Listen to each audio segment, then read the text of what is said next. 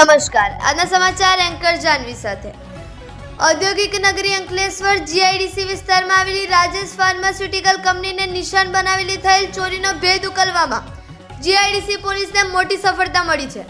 ઘટનાની વિગત એવી હતી કે અજાણ્યા તસ્કરો કંપનીની કમ્પાઉન્ડ વોલ કૂદીને અંદર પ્રવેશ્યા હતા અને કંપનીના ઇલેક્ટ્રિક રૂમને નિશાન બનાવ્યો હતો।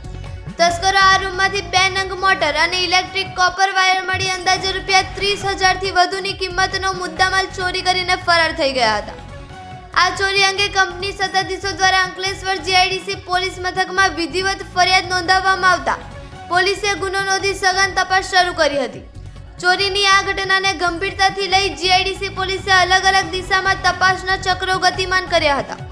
આ દરમિયાન પોલીસને મળેલી ચોક્કસ બાતમી અને હ્યુમન ઇન્ટેલિજન્સના આધારે ગણતરીના કલાકોમાં જ ચોરીનો ભેદ ઉકેલી નાખવામાં આવ્યો છે।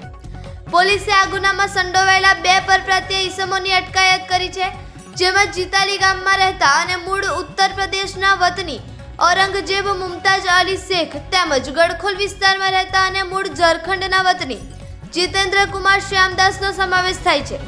પોલીસે બંને આરોપીની ધરપકડ કરી તેમની પાસેથી ચોરી થયેલ મુદ્દામાલ રિકવર કરવાની તેમજ આ ગુનામાં અન્ય કોઈ વ્યક્તિ સામેલ છે કે કેમ તે દિશામાં આગળની કાર્યવાહી કાયદેસર હાથ ધરી છે।